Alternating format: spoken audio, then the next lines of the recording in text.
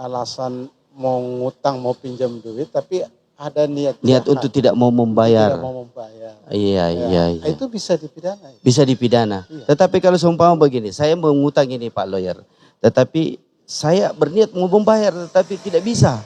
Ya. Artinya saya mau membayar, tetapi saya saja tidak makan gitu. Bagaimana ininya? Kan banyak biaya terjadi di itu Pak Lawyer kan, di masyarakat seperti begitu.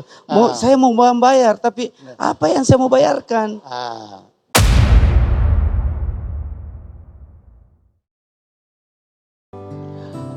Assalamualaikum warahmatullahi wabarakatuh. Kembali lagi Melo TV, dan kali ini kita kedatangan tamu spesial. Kebetulan beliau ini adalah sahabat saya. Beliau juga salah satu ketua bidang hukum di Melo TV ini. Beliau seorang advokat dan salah satu penasehat juga di Melo TV News, dan beliau sebagai Ketua Dewan Pimpinan Cabang Kongres Advokat Indonesia Kabupaten Maros, Provinsi Sulawesi Selatan. Selain itu juga beliau sebagai Ketua Lembaga Bantuan Hukum Advokasi Peduli Bangsa Kabupaten Maros, Provinsi Sulawesi Selatan. Beliau adalah Muhammad Ahyar SH MH. Assalamualaikum Pak Lawyer. Waalaikumsalam. Alhamdulillah. Terima kasih ini sudah datang di studio kami. Saya sebenarnya deg-degan ini Pak Lawyer. Karena malam hari ini karena membahas tentang masalah hukum itu saya kurang memahami. Nah, ada sedikit yang saya akan tanyakan. Kebetulan saya terngiang yang namanya ne bis in idem. Nah, bagaimana penerapannya di hukum ini Pak Lawyer? Baik, jadi sebenarnya kalau kita dengar bahasa atau kata ne bis in idem di dunia hukum itu sudah lumrah atau sudah biasa lah. Ya. Namun perlu disampaikan kepada masyarakat, ya. Apa sih itu yang dikatakan? Nah, itu yang jadi persoalan. Iya. Karena kan begini Pak Lawyer, kebanyakan masyarakat tidak mengetahui tentang bahasa-bahasa ilmiah daripada di dalam hukum itu. Nah, makanya saya mengambil tema untuk kali ini, apa itu ne bis in idem. Tolong dijelaskan dulu nih Pak. Baik. Luar biasa sekali ini pertanyaan ya. Saya juga awal menggeluti dunia hukum ya. Iya. Waktu saya pertama-tama jadi advokat setelah kami disumpah, wah luar biasa. Saya tertarik dengan suatu asas ya, ne bis in idem ini ya, itu kan satu bahasa Latin. Bahasa Latin artinya bahwa tidak boleh dua kali ya dalam hal yang sama atau perkara yang sama. Ya. Pada prinsipnya ya, seseorang itu tidak bisa diadili atau dituntut dua kali. Oh begitu. Atau perkara yang sama itu. Taruhlah begini Pak Lawyer, apakah perkara pertama taruhlah pencurian, terus diulang lagi, atau sudah divonis penjara berapa bulan, terus setelah keluar dari penjara itu, apakah yang dinamakan itu di apa lagi namanya? Ne bis ya. Itu. Jadi saya sedikit paparkan ya, jelaskan bahwa ne bis in idem itu ya bukan saja berlaku asas tersebut ini di tindak pidana, tetapi juga di perdata Oh, pidana dan jadi perdata. Kasus-kasus perdata juga Ya. itu kebanyakan ya.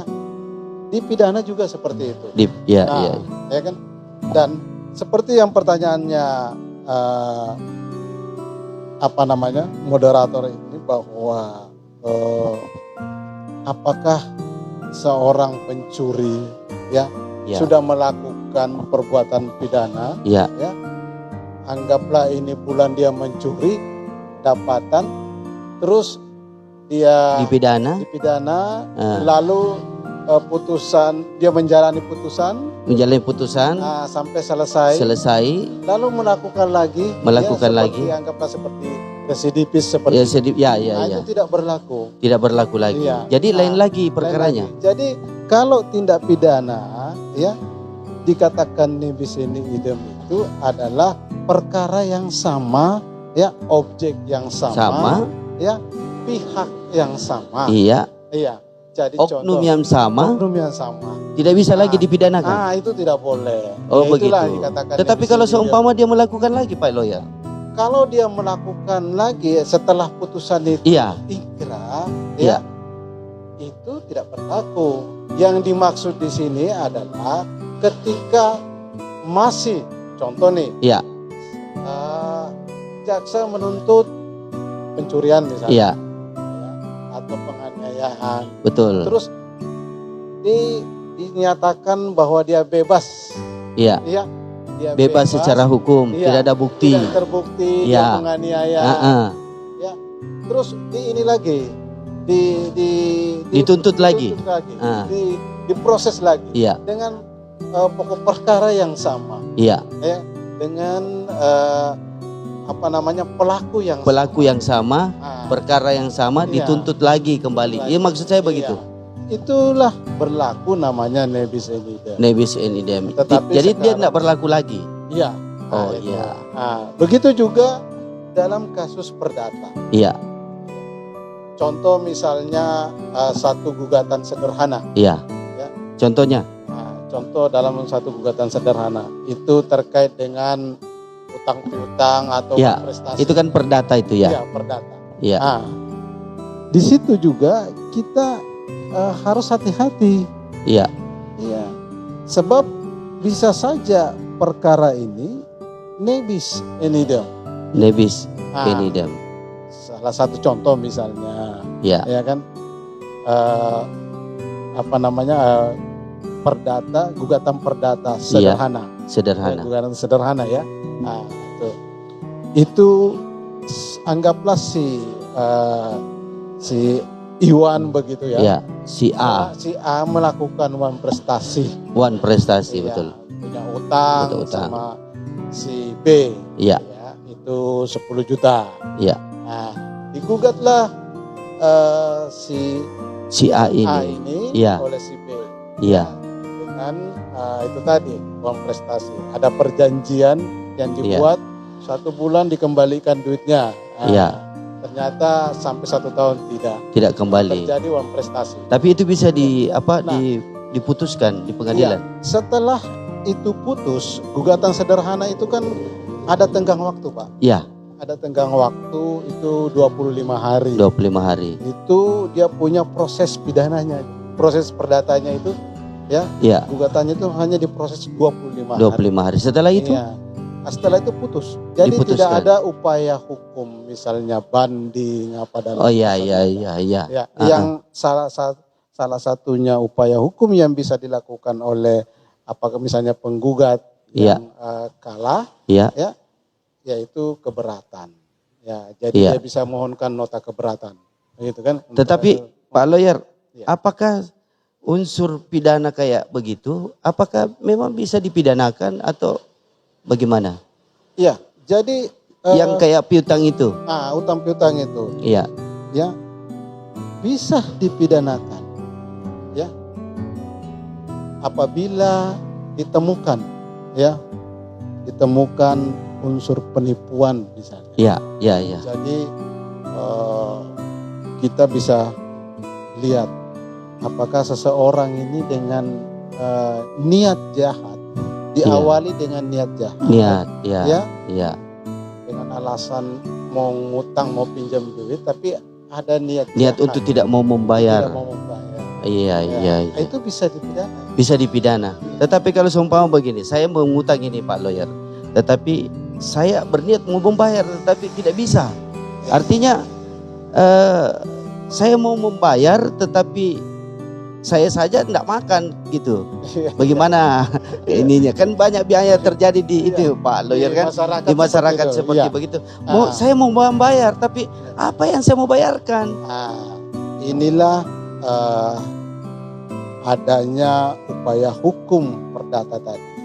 Gugatan sederhana itu ya bisa dilakukan oleh masyarakat ya untuk mendapatkan kepastian hukum.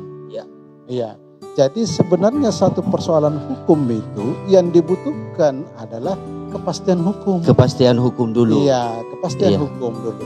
Ya, karena jangan sampai kita berlaku hukum rimba gitu. Hukum rimba.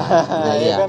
Kan biasa terjadi di masyarakat itu ada biasa terjadi saya pinjam uang, tetapi uang ini taruhlah 10.000, pulang itu 20.000. Nah itu kan rentenir. Apakah dalam konteks itu bisa dipidana? Itu tadi kembali. Kalau memang ada niat jahat. Oh iya, kembali lagi ya. Tetapi kalau seumpama saya mau membayar tapi saya makan aja nggak bisa, gitu. Iya. Jadi itu tidak termasuk, Pak Lawyer. Itu belum bisa kita katakan pidana. Oh, belum bisa dikatakan pidana karena ada niat tulus untuk membayar. Maka dari itu, ya silakan tempuh jalur hukum. Ada yang namanya gugatan sederhana. Iya, sudah. Untuk mendapatkan kepastian hukum, karena dalam proses persidangan nanti ada ya apa yang terjadi, apa kesepakatan dan lain sebagainya. Nah, itu bisa saja terjadi. Siap. Supaya sahabat-sahabat Melo TV yang nonton ini Pak Lawyer tahu betul, karena kan yang kita bahas ini adalah persoalan-persoalan yang lumrah di masyarakat. Nah, Pak Lawyer, saya ingin tahu apa itu gugatan sederhana, Pak Lawyer? Iya.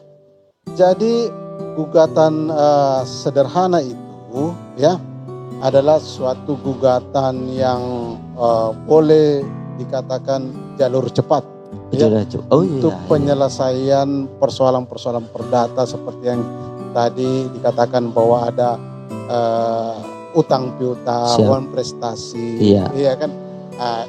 Selain daripada cepat, dia mengurangi biaya. Biaya perkara itu ringan. Terus dari segi waktu juga, ya. Waktu cepat, penyelesaian cepat, kepastian hukumnya cepat.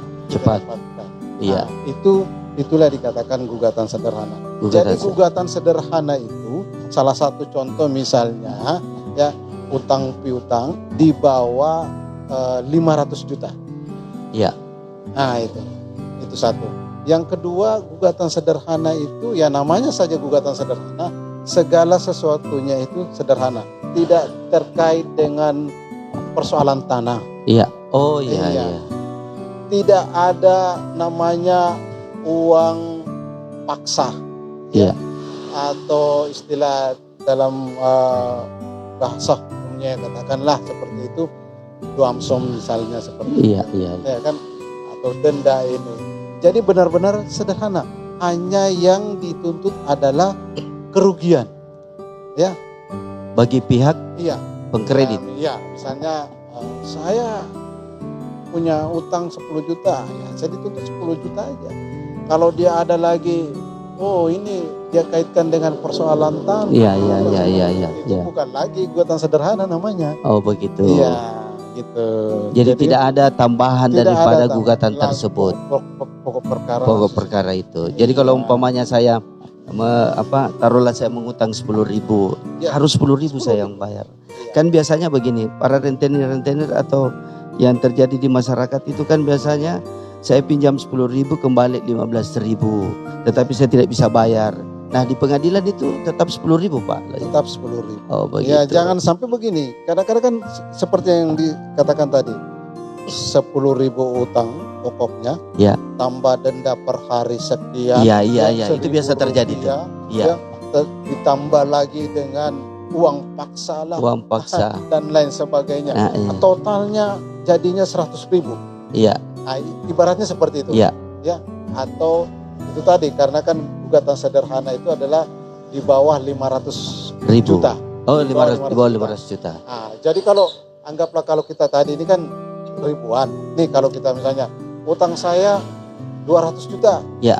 Tambah ganti ruginya sekian, 100 juta. 100 juta sudah 300. 300 juta. Nah, tambah denda sekian persen. Iya. 10% per bulan. Per bulan. Kali saya sudah 3 tahun tidak bayar. Ya, sampai mentok dengan 400 juta. Akhirnya ujung-ujungnya setelah dikalkulasi itu menjadi 700 bahkan sampai 1 M.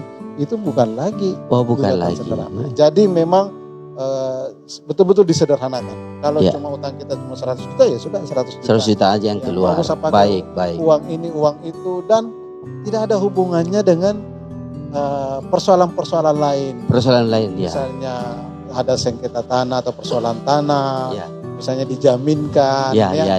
tanah sertifikatnya tanahnya 1 hektar, Ya. nilainya sekian miliar, Iya. atau tidak ada persoalan-persoalan pidana. Iya. Itu. Oh, taruhlah begini, ada pernah kejadian satu Pak Lawyer bahwa saya pinjam uang 100.000. Kalau saya tidak bayar, tanah saya ambil. Bagaimana itu Pak Lawyer? Tidak masuk dalam Oh ya, itulah yang Itu dimaksud yang saya tadi. bilang tadi. Oh ya, siap. Tidak ada terkait dengan persoalan-persoalan tanah. Jadi ini adalah Hmm. masuk dari kategori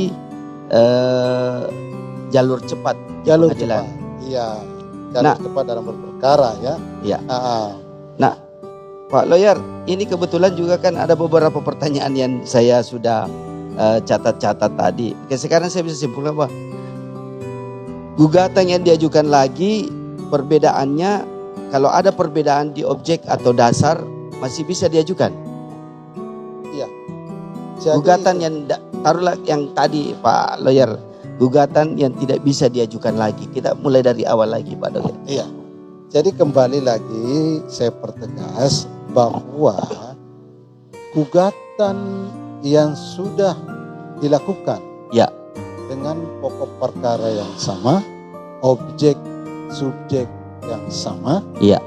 itu tidak dapat Dilakukan lagi. Itulah yang dikatakan nebis in In idem. idem. Nah, termasuk dengan betul. gugatan sederhana itu, Dor. Iya, termasuk dalam gugatan sederhana. Oh iya. Iya. Dan itu ya di dalam gugatan sederhana itu ya, Iya. di jurisprudensi putusan Mahkamah Agung nomor 3431 ya K-garing PDT 1985 itu ya, Iya. dia menegaskan bahwa gugatan identik harus dinyatakan tidak dapat diterima. Oh begitu. Identik. Identik. Yaitu saya bilang tadi. Iya. Pokok perkaranya sama. Mungkin yang dirubah sedikit saja. Mungkin misalnya saksinya diganti. Iya. Yang tadinya si A Si A jadi si B. saksinya. Nah, Iya. itu kan, tetapi dia masih identik dengan Pokok perkara tadi. dengan objek atau tuntutan yang sama, yaitu Iya. prestasi misalnya. Iya. Ya, dengan penggugat dan tergugat yang sama. Nah itu. Nah, dan itu juga diatur di dalam putusan Mahkamah Agung ya nomor 1586 K-garing PDT 1991 itu ya, yang mengatakan bahwa yang bilang kalau hanya sebagian saja yang sama maka tidak termasuk nebis. Kalau sebagian, nah Begitu. tapi kalau identik, nah itu. Iya. Sebagian itu yang dimaksud yang bagaimana? Iya. Ya kan? Ya mungkin ya dalam pokok perkaranya itu tadi ya tidak semua diulang. Iya. Ada yang baru, Ada yang baru. ada hal yang baru yang dituntut oleh penggugat ini. Iya. Nah itu. Nah, Terus itulah.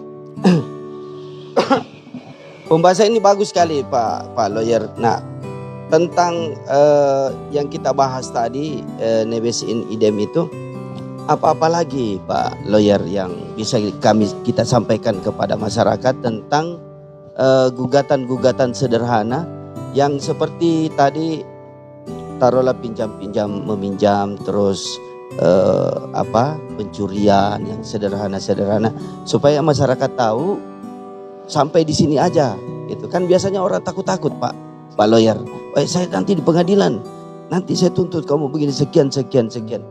Kan ada orang yang tidak tahu. Tolong lebih detailnya dijelaskan Pak Lawyer. Ya, jadi salah satu solusi atau alternatif untuk penyelesaian sengketa misalnya yang gugatan sederhana itu, sengketa maksud saya perdata seperti uang prestasi, utang piutang itu sepanjang masih di bawah 500 juta. Sepanjang masih di bawah tanda kutip itu Pak Lawyer ya, tanda kutip sepanjang di bawah 500 juta. Nah itu, jadi tidak boleh lebih.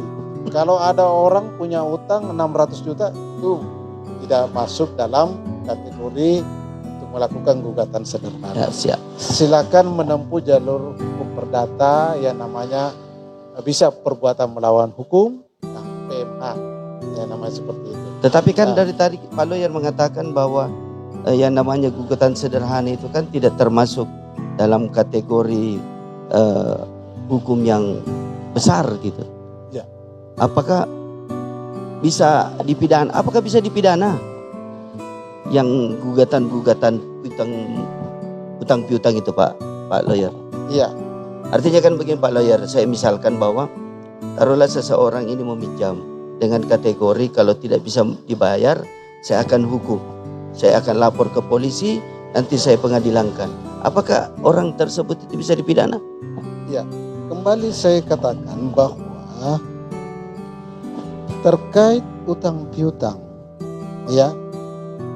sepanjang memang tidak ada niat jahat dari awal, atau dikatakan lagi misalnya seperti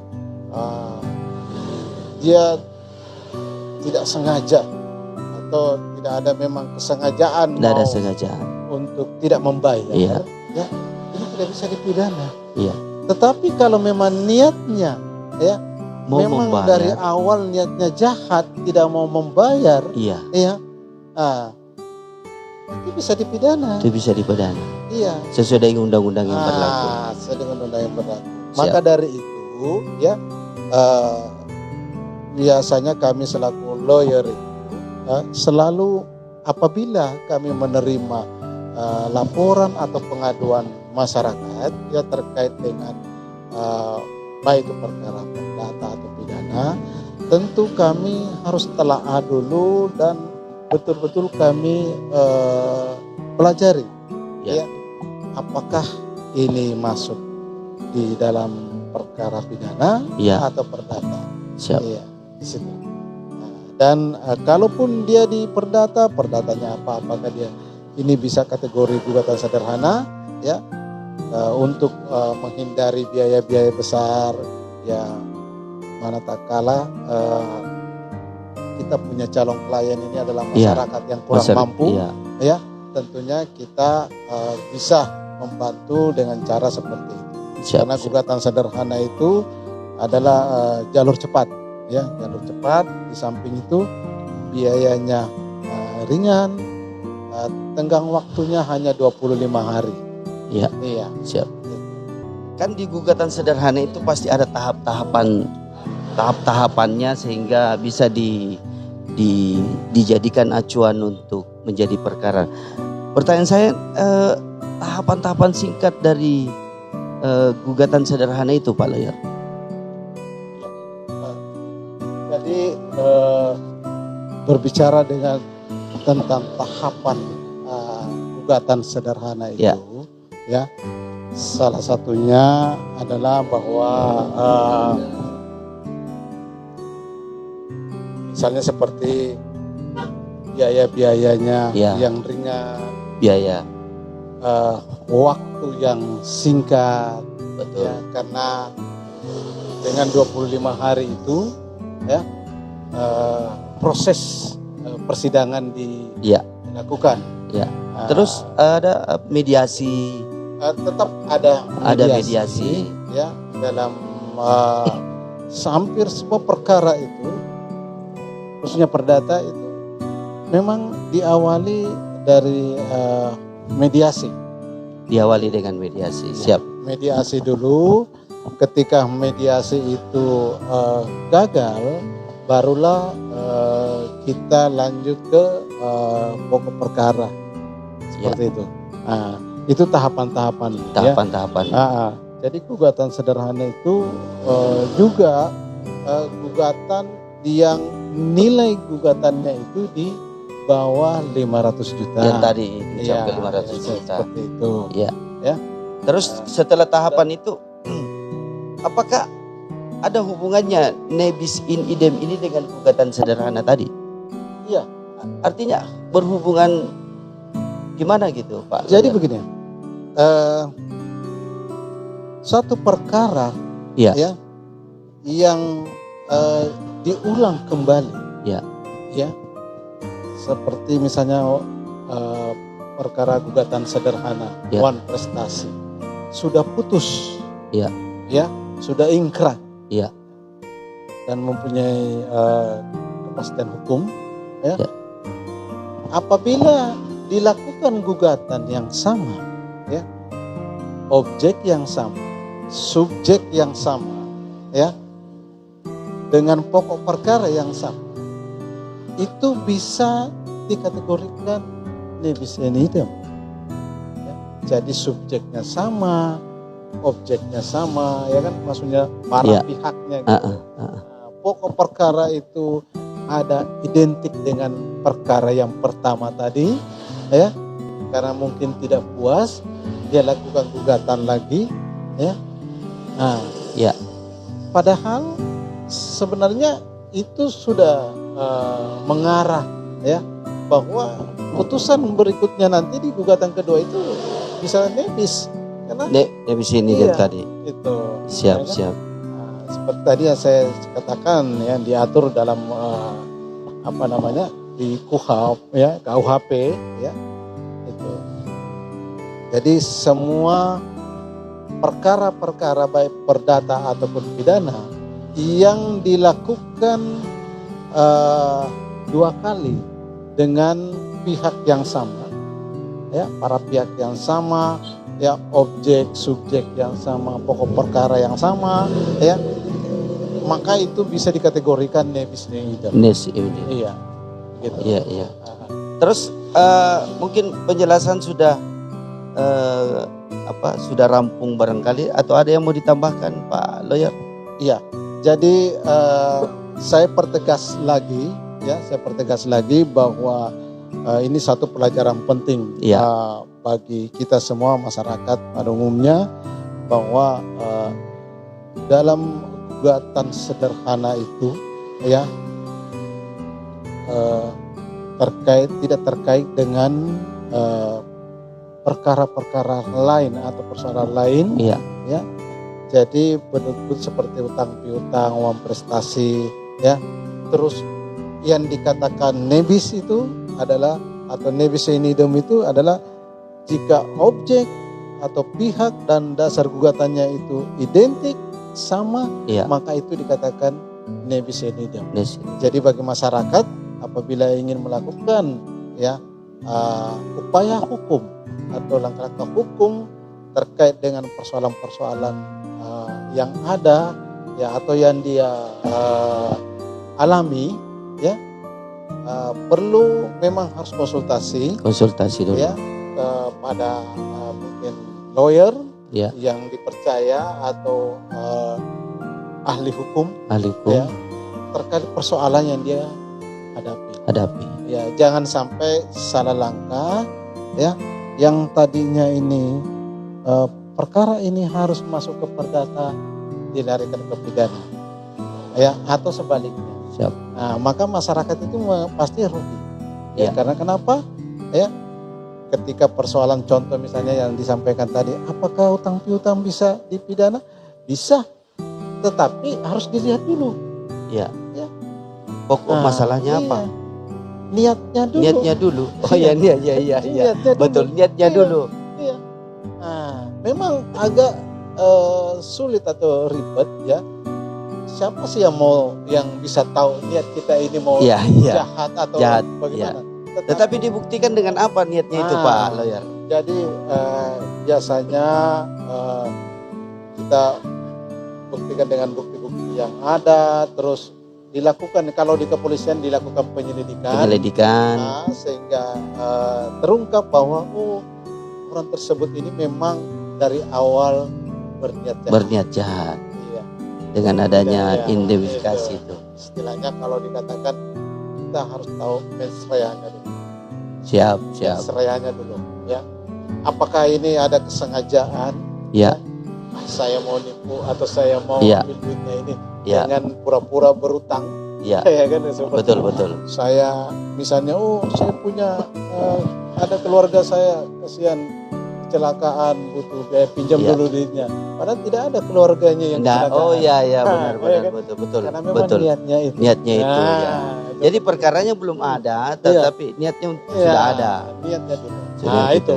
Nah, begitu kalau itu ditemukan, maka itu pidana pasti. Dipidana pasti itu. Iya. Pasti. Sesuai dengan undang-undang berlaku. Tapi kalau seperti yang disampaikan tadi bahwa saya mau bayar, Pak. Iya. Cuma belum mampu. Iya.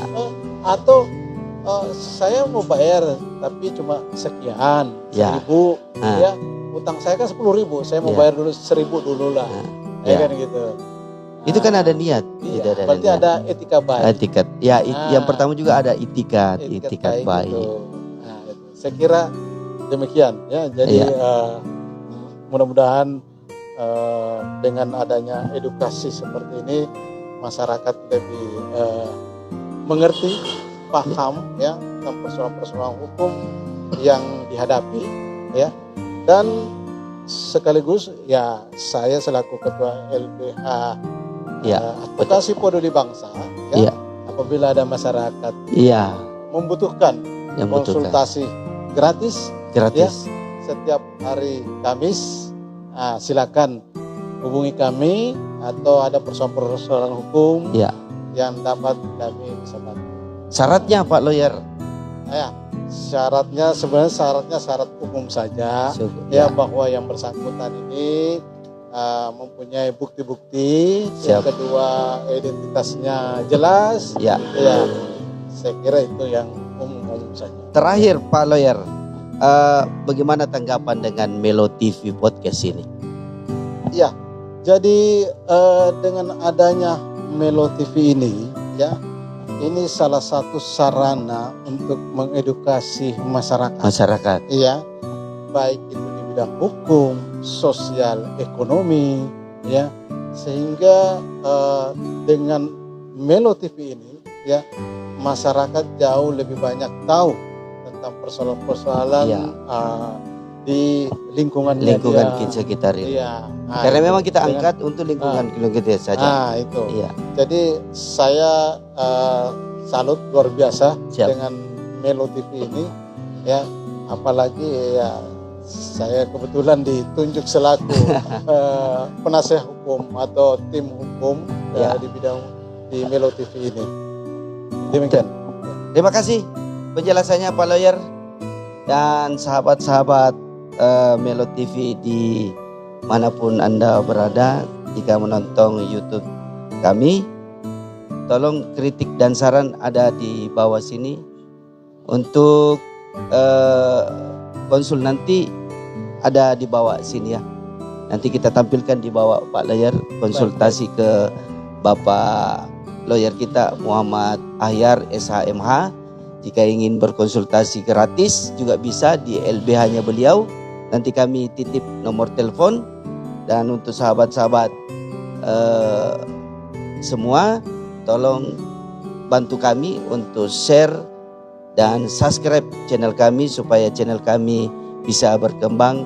Tentunya kritik dan saran kami tunggu. Demikian podcast kami. Kami bersama Bapak Lawyer Pak Muhammad Ahyar SHMH undur diri.